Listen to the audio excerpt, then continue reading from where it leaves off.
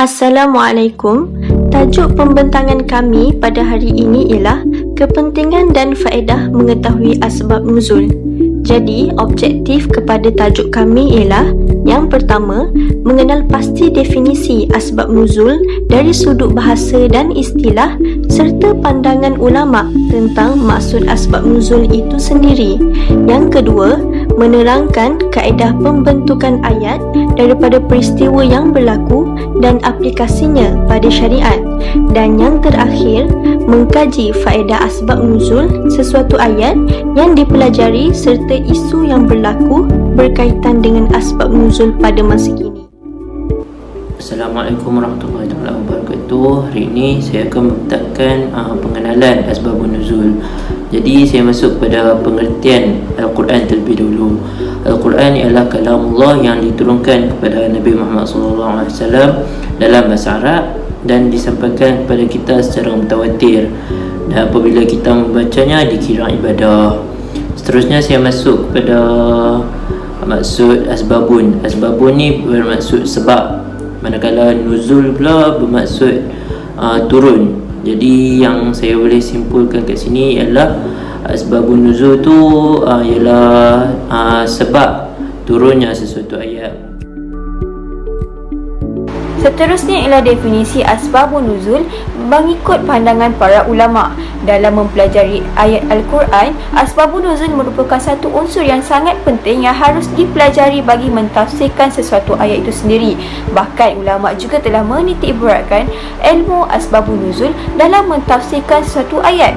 Tambahan pula terdapat pelbagai pandangan yang diutarakan oleh para ulama dalam mempelajari ataupun mengetahui maksud asbabun nuzul ayat itu sendiri.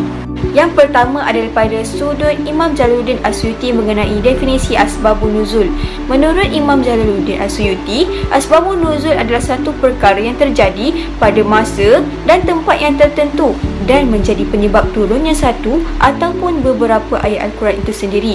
Bahkan beliau juga telah menolak pendapat Imam Al-Wahidi yang telah mengaitkan kisah berkaitan ababil sebagai salah satu daripada asbabun nuzul bagi surah Al-Fil.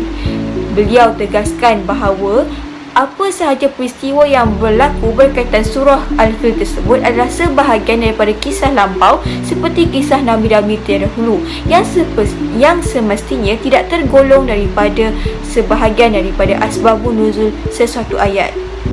Seterusnya adalah daripada pandangan Imam Az-Zarqani mengenai ilmu asbabun nuzul sesuatu ayat. Bagi maksud asbabun nuzul sesuatu ayat, Imam Az-Zarqani telah menerangkan bahawa asbabun nuzul adalah satu perkara yang khusus yang terjadi serta ada hubungannya dengan turunnya Al-Quran sebagai penjelas hukum terhadap sesuatu peristiwa yang terjadi. Tambahan pula, Imam Az-Zarqani juga telah mengatakan bahawa adanya kaitan mengenai sesuatu peristiwa yang terjadi yang menyebabkan turunnya satu ataupun beberapa ayat Al-Quran.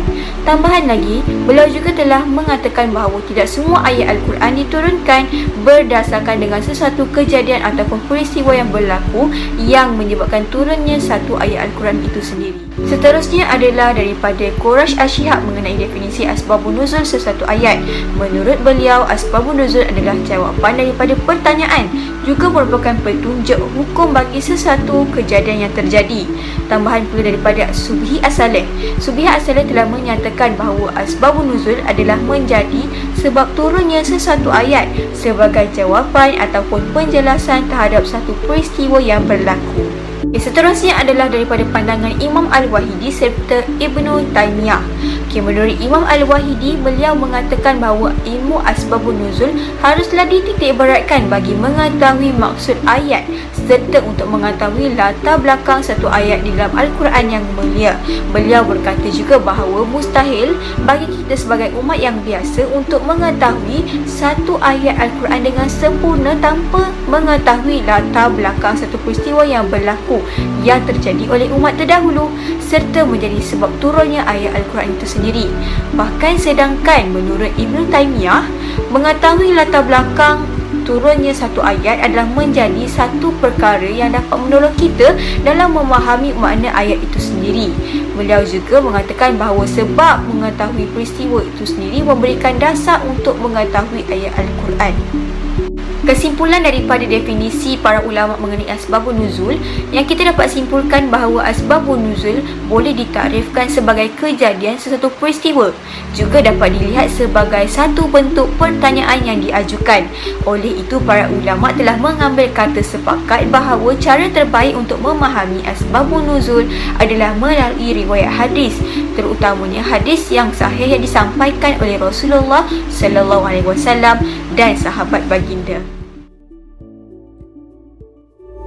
Seterusnya ialah pembentukan ayat asbabun nuzul.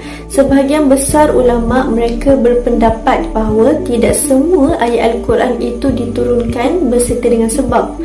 Maka mereka mengatakan bahawa penurunan ayat Al-Quran itu berkisar tentang dua perkara, iaitu yang pertama ialah ayat Al-Quran yang turun tanpa sebab, dan yang kedua ialah ayat Al-Quran yang turun berserta dengan sebab, iaitu sebab peristiwa ataupun pertanyaan. Maka ayat Al-Quran yang turun tanpa sebab boleh dikategorikan sebagai ayat yang menceritakan kisah-kisah umat terdahulu ataupun kisah para nabi. Yang kedua ialah ayat yang menceritakan peristiwa yang berlaku pada zaman silam seperti pembinaan Kaabah. Dan yang ketiga ialah ayat yang menceritakan tentang perkara gaib ataupun perkara yang akan datang seperti hari kiamat. Maka ayat Al-Quran yang turun kerana suatu peristiwa ataupun pertanyaan ialah bagi peristiwa seperti contoh peristiwa fitnah yang berlaku ke atas Sayyidatina Aisyah radhiyallahu anha yang telah difitnah berzina. Maka turunlah ayat yang ke-11 surah An-Nur, yang mana dalam ayat tersebut Allah telah membebaskan beliau daripada tuduhan tersebut. Bagi pertanyaan pula ialah seperti contoh pertanyaan seorang wanita yang bernama Khawlah binti Sa'labah yang telah diziharkan oleh suaminya. Maka turunlah ayat 1 hingga 4 surah Al-Mujadalah yang menerangkan tentang hukum zihar tersebut. Maksudnya Al-Quran menjadi rujukan utama dalam syariat Islam.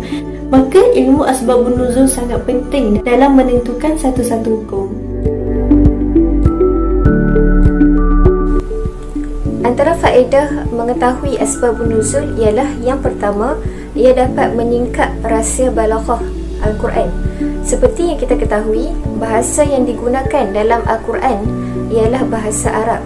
Untuk memahami satu ayat Al-Quran, tidak cukup bagi kita hanya sekadar membaca terjemahan tafsir sahaja, kerana ia boleh menimbulkan salah faham terhadap ayat tersebut. Setiap daripada ayat Al-Quran itu mempunyai isi dan makna balaghah yang tertentu. Jadi melalui asbabun nuzul, ia dapat meningkatkan kefahaman kita dalam memahami ayat Al-Quran sekaligus menguatkan kefahaman kita dalam bahasa Arab. Seperti mana yang dikatakan oleh Imam Asy-Syatibi dalam kitabnya yang bertajuk Al-Muwafaqah fi Usul Asy-Syar'iyyah. Dia berkata bahawa seseorang itu tidak dapat memahami Al-Quran dengan membaca teksnya sahaja, tapi mereka perlu memahami dan mengetahui sebab turunnya ayat tersebut, kerana asbabun nuzul adalah komponen dasar dalam memahami ayat Al-Quran. Faedah yang kedua ialah seseorang dapat mengetahui hikmah di sebalik syariat yang diturunkan melalui sebab tertentu. Melalui asbabun nuzul juga, seseorang dapat mengetahui alasan bagaimana suatu ayat, satu hukum itu ditetapkan dan tujuan kepada hukum tersebut, dan perkara ini dapat membantu seseorang mendalami lagi ilmu Al-Quran daripada sekadar membaca dan mengetahui maknanya sahaja. Faedah yang ketiga ialah mengetahui pelaku atau orang yang terlibat dalam peristiwa yang berlaku apabila turunnya sesuatu ayat. Hal ini penting kerana dengan mengetahui pelaku yang terlibat, manusia akan lebih berhati-hati dalam menyampaikan sesuatu perkara atau sesuatu ilmu kepada orang lain, bertujuan untuk mengelakkan sebarang pernyataan yang tidak mempunyai bukti yang kukuh yang boleh membawa kepada fitnah. Manusia kini, terutamanya orang Islam, perlu lebih berwaspada dalam berkata-kata atau menyampaikan cerita dan sejarah berkaitan dengan zaman Rasulullah dan sahabat-sahabatnya agar sejarah Islam tidak berubah dan berlaku penyelewengan kepada fakta-fakta yang penting. Pada zaman yang penuh pancaroba ini, manusia kebanyakannya senang mempercayai sesuatu khabar tanpa usul periksa. Hal ini dikuartiri mampu mengubah ideologi manusia yang akan menganggap Islam sebagai satu agama yang tidak sempurna. Contohnya di dalam peristiwa turunnya surah Al-Ahqaf ayat 17 yang diturunkan disebabkan oleh Abdurrahman bin Abi Bakar yang telah mengeluarkan perkataan kepada ibu bapanya apabila disuruh untuk memeluk Islam. Allah melaknat manusia yang bersikap tidak sopan terhadap kedua ibu bapanya. Setelah itu, di dalam surah yang sama pada ayat ke-19 telah dinyatakan bahawa taubat Abdurrahman ini telah diterima oleh Allah setelah beliau memeluk Islam.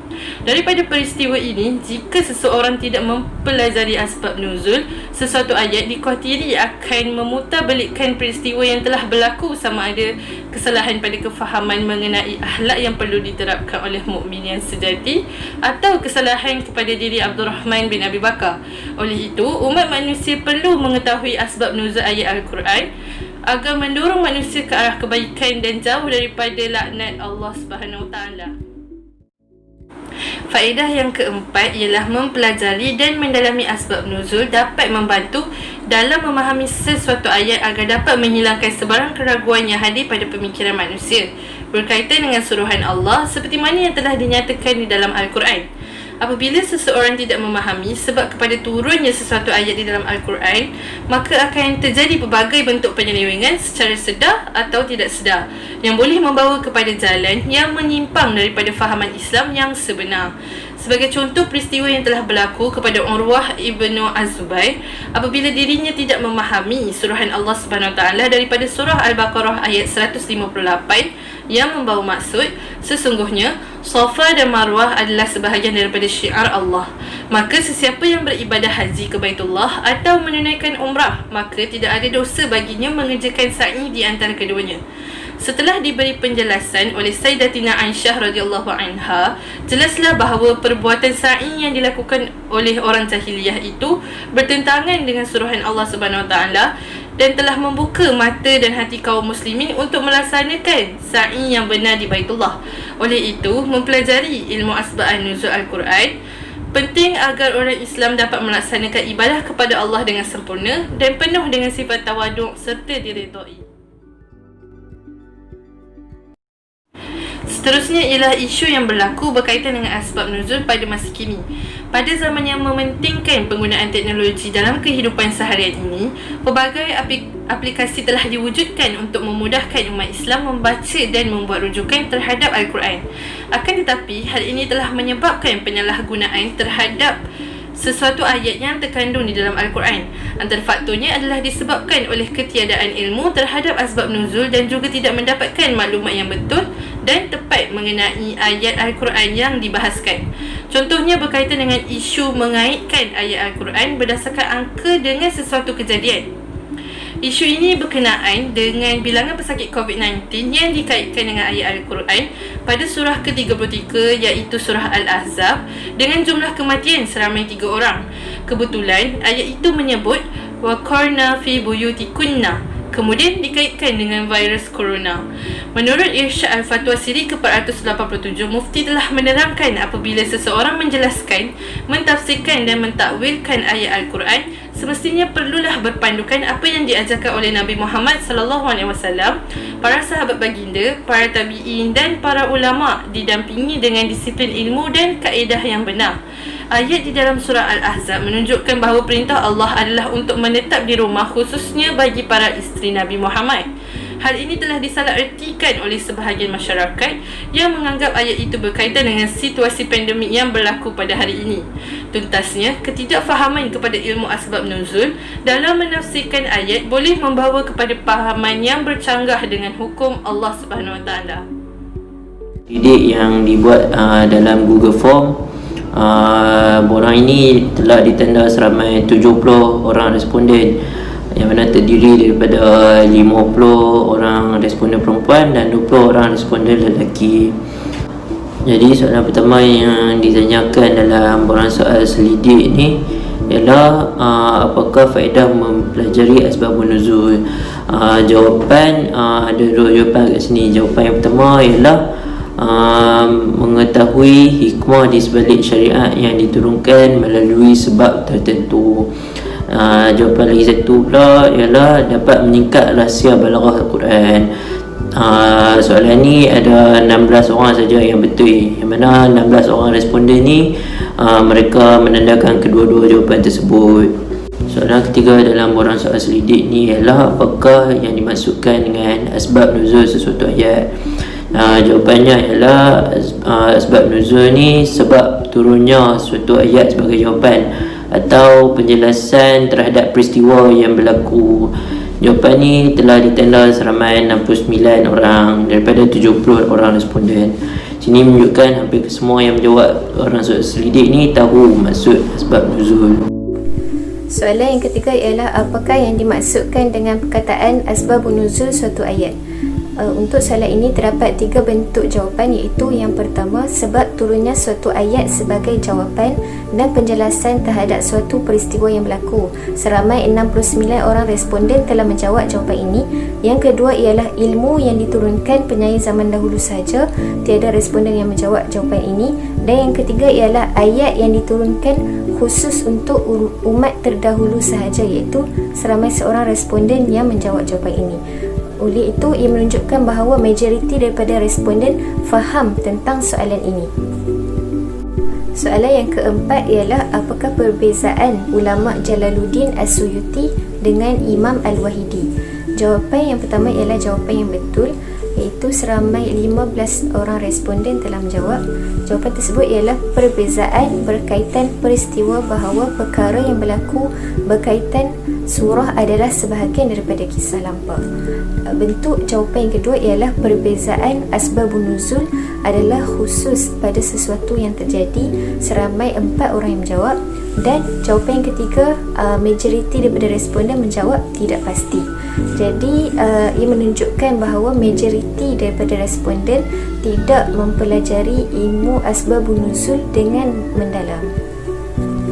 Saya akan meneruskan pula dengan soalan 5 dan soalan 6. Bagi soalan 5, kami bertandingkan tentang pandangan masyarakat. Mengapakah seorang mujtahid yang mengeluarkan hukum hakam dalam agama Islam disyaratkan untuk faqih dalam ilmu asbabun nuzul? Dan bagi soalan ini, hanya 9 orang sahaja yang menjawab dengan betul, iaitu supaya tidak berlaku penyelewengan dalam menyampaikan ilmu dan supaya mujtahid tersebut mengetahui ayat itu tergolong dalam nasikh ataupun mansukh. Soalan yang terakhir ialah kami menanyakan masyarakat tentang adakah mereka mengetahui kaitan asbabun nuzul dengan syariat Islam, dan jika ya, nyatakan syariat yang berlandaskan daripada asbabun nuzul. Dapat 2 jawapan bagi soalan ini, iaitu syariat tentang pengharaman arak dan juga syariat tentang zina. Dan bagi soalan yang terakhir ini, hanya 8 orang responden sahaja yang menjawab dengan betul, iaitu mereka menandakan kedua-dua jawapan tersebut. Secara keseluruhan daripada 6 soalan ini, dapat disimpulkan bahawa pengetahuan masyarakat tentang ilmu asbabun nuzul masih lagi berada pada tahap yang rendah, dan kebanyakan daripada mereka hanya mengetahui maksud asbabun nuzul itu sahaja. Kesimpulannya, asbabun nuzul merupakan salah satu bidang keilmuan yang sangat penting untuk dipelajari dan dihayati, kerana pengetahuan tentang asbabun nuzul dapat menjelaskan bagaimana turunnya suatu ayat dan peristiwa-peristiwa yang berlaku serta hukum yang terkandung dalam peristiwa tersebut. Melalui asbabun nuzul, ia dapat membantu setiap Muslim untuk mengetahui dan memahami satu konteks ayat Al-Quran itu dengan lebih mendalam dan jelas. Sekian sahaja, terima kasih.